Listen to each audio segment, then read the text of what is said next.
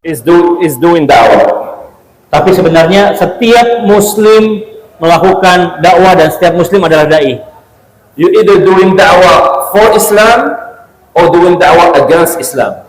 Apakah kamu berdakwah demi Islam atau berdakwah melawan Islam? You doing da'wah for Islam when you are practicing Muslim. Apabila engkau melakukan dakwah kepada Islam, kamu adalah praktisi muslim, seorang muslim yang berpraktis. And you are doing da'wah against Islam when you are not practicing Islam. Apabila kamu melakukan dakwah terhadap Islam atau melawan Islam, kamu adalah orang yang bukan Islam dan orang yang tidak mempraktikkan ajaran Islam. As you know, we came from Japan. Mereka datang dari Jepang. One day, one Japanese person came to us to learn more about Islam. Banyak orang Jepang dan orang Jepang datang kepada kita dan ingin mengetahui tentang Islam. Then I asked him, why do you want to become Muslim? Dan mereka bertanya, kenapa mereka ingin menjadi Islam? And he said, I just want to do shahada just to get married with a Muslim woman. Saya hanya pengen syahadat dan hanya pengen menikahi perempuan muslim, kata orang Jepang. So I told him, just put marriage aside. What do you think about Islam? Dan beliau berkata, tolong pinggirkan dulu tentang pernikahannya. Apa yang kamu pikirkan tentang Islam?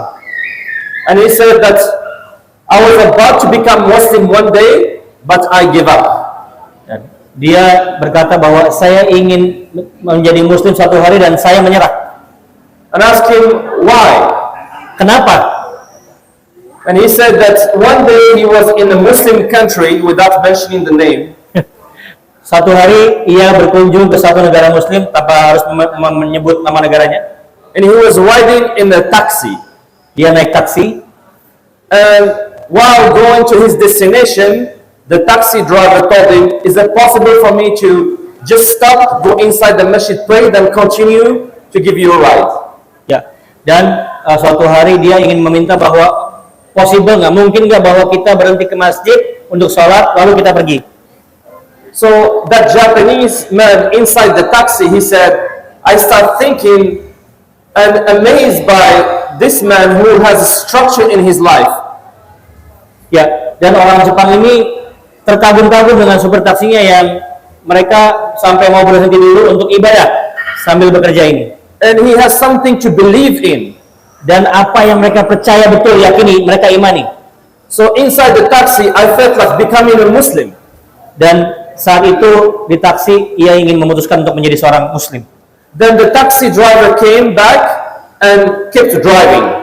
Dan si supir taksi itu kembali dan lalu lanjut kembali untuk melakukan aktivitasnya. But at one point, the taxi driver took something and just trashed the garbage from the window. Dan pada suatu hari, supir taksinya mengambil sesuatu dan buang sampah lewat jendela, buang sampah, bapak ibu. Then he said, when I saw that, I thought that there is no way this person is following the right religion if he makes an act like this one. Nah, dia langsung bertanya-tanya, apakah orang ini mengikuti ajaran agama yang benar? Tapi kok perbuatannya seperti itu, dia buang sampah keluar. So then I decided not to enter Islam. So, akhirnya orang Jepang itu melihat adabnya supir taksi tadi tidak jadi untuk masuk Islam karena buang sampah sembarangan tadi. So just please think for a moment. Tolong berpikir untuk sejenak saja. The taxi driver, he's not a alim, he's not a hafid. All what he did is practicing Islam when he went to pray his salat. Orang supir taksi itu bukan seorang alim, bukan seorang marbot masjid, tapi beliau hanya ingin praktek salat saja lalu dia buang sampah sembarangan. And by practicing his Islam, he did da'wah and he almost entered Islam. Dengan hanya dia mempraktekkan ajaran Islam, salat, dia hampir mengajak orang untuk masuk Islam, orang Jepang tersebut. Then when he made that act of trashing the garbage, something that is against Islam, then when he trashed the garbage and he did something against Islam, the Japanese person ran away from Islam. Ya, ketika dia melakukan tindakan yang buruk, yakni buang sampah sembarangan dari taksinya, orang yang tadinya mau masuk Islam sampai tidak jadi masuk Islam. You can keep it here. So our action is watched by people. So tindakan kita itu ditonton oleh sebagian orang dan banyak orang. And this is why we came to Indonesia to ask for your support. Dan inilah alasan kami datang ke Indonesia untuk meminta dukungan kalian Bapak Ibu yang dirahmati Allah. Number one support is there are 20,000 Japanese living in Indonesia. Yang pertama, support kepada 20.000 orang Jepang yang tinggal 20.000 orang Indonesia yang tinggal di Jepang. So you can make dua to them just by being nice to them and invite them to eat a meal. Dan kita hanya bisa mengundang mereka dan untuk apa? Untuk mengundang mereka untuk makan dengan baik dan juga untuk berbuka puasa. Tetapi kalian juga harus bisa berbuat baik kepada mereka. Number two, help us by being a good role model as a Muslim ummah, a Muslim country, so we can give that role model to the non-Muslims. Nomor dua adalah berikan contoh bahwa kita sebagai role model negara Islam, sehingga kita dapat memberikan contoh yang nyata bagi mereka negara-negara non-Muslim. And third, if you can support our project, inshallah, because we are the embassy of Muslims in Japan. We represent you. So we want to have a beautiful embassy to give to showcase Islam, inshallah. Dan support dakwah kita di Jepang, insya Allah kita menjadi duta besar agama Islam di negara Jepang, dan kita akan menjadi duta besar yang baik bagi agama Islam di Jepang. So in this best month of Ramadan, please make dua for us. Dan ini adalah bulan suci Ramadan, please mohon doa yang tulus dari kalian. And support us financially, inshallah, so we can represent you the best way possible. Dan support, dukung kami secara finansial dan juga material. Insya Allah kita akan memberikan yang terbaik bagi kalian. Wassalamualaikum warahmatullahi wabarakatuh. Assalamualaikum warahmatullahi wabarakatuh. Terima kasih, jazakumullah khair. Terima kasih. Waalaikumsalam warahmatullahi wabarakatuh. Tadi ada tambahan. Insya Allah tadi ada sedikit informasi ya, bahwa mereka saat ini sedang membangun Islamic Center di Shizuoka, Jepang, dan butuh sekali bantuan dari masyarakat Indonesia yang saat ini sudah banyak populasi di Jepang. Dan seperti kita ketahui di berita-berita ya Bapak Ibu, bahwa populasi orang Jepang itu menurun ya, yang asli Jepang, karena mereka tidak mau punya anak ya, tidak mau menikah dan sebagainya, tapi justru imigran Muslim, orang-orang yang bersyahadat di Jepang itu semakin banyak dari hari ke hari. Sadari, tafadhal. Ya. Bismillahirrahmanirrahim. Assalamualaikum warahmatullahi wabarakatuh. Waalaikumsalam. Ibu-ibu, bapak-bapak, kira-kira ada yang pernah ke Jepang nggak, Bu? Pak? Yang mau ke Jepang atau pernah ke Jepang, tunjuk tangan. Mudah-mudahan Allah Subhanahu wa taala mengajak ibu-ibu dan bapak-bapak pergi ke Jepang. Amin. Amin. Selain ke tanah suci, insya Allah ya. Jadi ibu-ibu, bapak-bapak, di Jepang itu bagi kita yang tinggal ataupun punya KTP Jepang itu bisa langsung berangkat haji di sana itu. Baik dia pelajar, baik dia sebagai pekerja, ataupun baik dia sebagai perawat. Karena kenapa? Karena di Jepang itu masih ada kuota ya, kuota. Nah, jadi alhamdulillah kami yang di Jepang ini berusaha sebisa mungkin, kami yang belajar bersama saya yang dulu berangkat untuk belajar dimulai dengan belajar bahasa Jepang, lalu kuliah, dan alhamdulillah sekarang bekerja di Jepang. Itu bagaimana cita-cita kami ini sebelum pulang ke Indonesia itu adalah berangkat haji dulu ke Tanah Suci, karena kita tahu bahwa informasi dari saudara kita di Indonesia bahwa untuk berangkat haji ke Tanah Suci itu butuh waktu sampai mungkin dari 20 tahun, 30 tahun seperti itu. Jadi mudah-mudahan bapak-bapak, ibu-ibu ada kesempatan untuk ke Jepang, insya Allah. Yang berikutnya, bahwa kita ketahui di Jepang itu tingkat kelahiran Jepang itu paling rendah nomor 2 seluruh dunia, yaitu 0,2%. Jadi orang Jepang itu dia lahir sebagai Shinto, tapi kalau kita tanya Shinto itu apa, orang Jepang itu tidak tahu, sehingga Shinto itu bukan agama, melainkan sebagai kebudayaan. Ketika dia lahir sebagai Shinto, ketika dia dewasa ataupun menikah, dia mengikuti kebudayaan atau kebiasaan orang Kristen ya, sehingga dia menikahnya di gereja. Tapi ketika dia meninggal, dia itu mengikuti kebudayaan apa? Kebudayaan Buddha, yaitu dengan dibakar seperti itu. Nah, jadi itu kebudayaan-kebudayaan yang ada di Jepang seperti itu. Banyak kasus yang ada di Jepang itu, baik dia keluarga perempuannya itu Islam, laki-lakinya orang Jepang Islam, ataupun laki-lakinya orang Jepang orang Islam, perempuannya orang Jepang asli. ketika mereka meninggal itu mereka harus berwasiat kepada keluarganya. Karena kenapa? Karena banyak juga orang-orang Jepang walaupun dia Muslim ternyata dia dikremasi ataupun dibakar seperti itu. Oleh karena itu inilah salah satu dakwah kami bagaimana bahwa Islam ini bisa tersiar ke seluruh orang Jepang. Karena walaupun dia menjadi Islam antara suami dan istri, tapi masih ada keluarganya yang belum Islam, sehingga keluarganya bisa menyuruh kepada suami atau istrinya ketika keluarganya itu meninggal ingin dibakar seperti itu. Jadi kasihan sekali bahwa kita ketahui bahwa sesama Muslim ini kalau meninggal itu harus dikubur. Kita tidak tahu kalau misalnya harus dibakar itu seperti apa ya. Jadi inilah salah satu niat kedatangan kami berjuang di Jepang adalah bagaimana Islam itu bisa tersebar ke seluruh Jepang seperti itu. Alhamdulillah satu persatu orang-orang Jepang itu datang ke masjid kami untuk apa? Untuk bersyahadat seperti itu. Kenapa mereka datang ke masjid kami? Karena masjid kami menggunakan media. Kita tanya kenapa Anda kesini padahal di kota Anda itu ada Muslim juga. Dia menjawab karena masjid ini itu masjid yang interaktif katanya. Karena masjid ini terlihat kegiatannya di medsos. Dia melihat kegiatan anak-anak yang belajar tentang manasik haji, anak-anak yang belajar Islam, ataupun orang-orang Jepang yang kita ajak dari tetangga-tetangga ataupun pengurus-pengurusnya, kita ajak ke masjid untuk apa? Berbuka. Jadi kita ajarkan apa itu Islam. Islam itu harus berpuasa ketika Ramadan, seperti itu. Makanya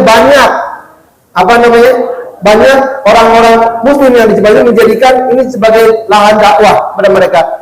Kenapa tidak lawan dakwah? Karena ketika ada salah satu teman kita atau saudara kita yang berangkat ke Jepang, dia sebagai pekerja, lalu dia tidak bisa bahasa, dia tinggal menunjukkan akhlaknya dia. Ketika waktunya sholat, dia sholat, orang Jepang pun melihat. Orang Jepang bertanya, kamu melakukan apa itu? Lalu kita bisa menjawab, ini adalah kewajiban kami sebagai Muslim, yaitu untuk beribadah. Orang Jepang yang bertanya, kamu beribadah berapa kali? 5 kali. Itu hal yang luar biasa. Lalu orang Jepang bertanya lagi, Tuhan kamu gambarnya seperti apa katanya? Karena kan dia tahu kalau orang Kristen itu ada gambarnya salib seperti itu. Ketika dia jawab bahwa Tuhan kami itu ada tapi tidak ada gambarnya.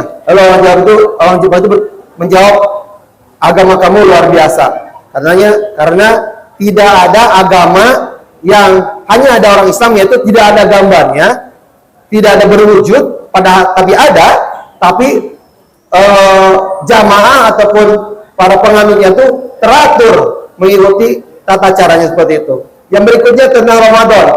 Orang Jepang itu takut kalau misalnya kita berpuasa, itu mereka pasti bilang sinu. Sinu itu apa? Mati katanya. Kamu kenapa nggak makan? Karena saya Ramadan. Wah, sinu katanya, bisa mati.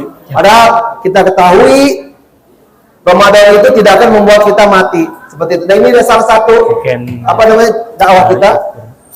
dakwah kita kepada orang Jepang ataupun di Jepang seperti itu. Orang Jepang ini mempunyai akhlak yang sudah bagus awalnya. Karena kenapa? Mereka menjaga waktu on time. Mereka bersih. Mereka sangat menghargai tetamanya. Ketika kita orang Islam ingin berdakwah kepada mereka, ketika mereka melihat akhlak kita, mereka akan mempertimbangkan apakah mereka itu akan masuk Islam atau tidak. Karena mereka sudah akhlaknya bagus, dengan dengan kualitas akhlak yang bagus. Tinggal satu yang kurang, yaitu adalah tauhidnya saja. Sehingga ini menjadi jalan buat kita semua. Walaupun ibu bapak tidak berangkat ke Jepang, tapi insya Allah ibu bapak mendapatkan pahala dengan sama yang kami kerjakan di Jepang. Dengan apa? Dengan mensupport. Baik support bukannya dana, tapi juga mensupport dengan doa, dengan men-share kepada saudara-saudara yang dikenal, agar bisa sama-sama mensupport dakwah kami di Jepang seperti itu. Dan mudah-mudahan apapun yang disupport untuk kami ini, mudah-mudahan Allah Subhanahu wa taala membalas dengan berlipat ganda, dan tentunya menjadi jalan nanti menjadi Wasilah. bekal kita ya, wasilah bekal kita nanti di akhirat setelah kita meninggal. Ketika kita meninggal, tidak lain seluruh manusia akan mendapatkan fitnah. Fitnah apa? Fitnah kubur. Kuburnya akan menyempit, tapi karena bapak-bapak ibu-ibu sudah mensupport dakwah kami di Jepang, maka mudah-mudahan kuburnya akan tambah luas dan insya Allah pahalanya mendapatkan nikmat kubur. Mungkin itu dari saya. Mohon maaf lahir batin. Assalamualaikum warahmatullahi wabarakatuh. Baik, jazakumullah khairan Ustaz Dedi dan juga Syekh Yasin. Seperti kita ketahui Bapak Ibu, kita di sini sebagai mayoritas ya umat Islam, sehingga kadang kebersamaan itu hanya terasa ketika Lebaran atau Ramadan gitu ya sebagai umat Islam, karena kita semua mayoritas. Tapi begitu menjadi minoritas seperti halnya di Jepang, persaudaraan itu begitu kuat selama Muslim, dan mereka ingin sekali tempat untuk bernaung, masjid, sekolah, basic kebutuhan dasar. Mungkin di sini sekolah Islam sudah banyak, masjid sudah sangat banyak, musola, masjid. Tapi di sana permintaan masjid itu sudah besar, tetapi mereka belum ada kemampuan untuk meng-afford itu.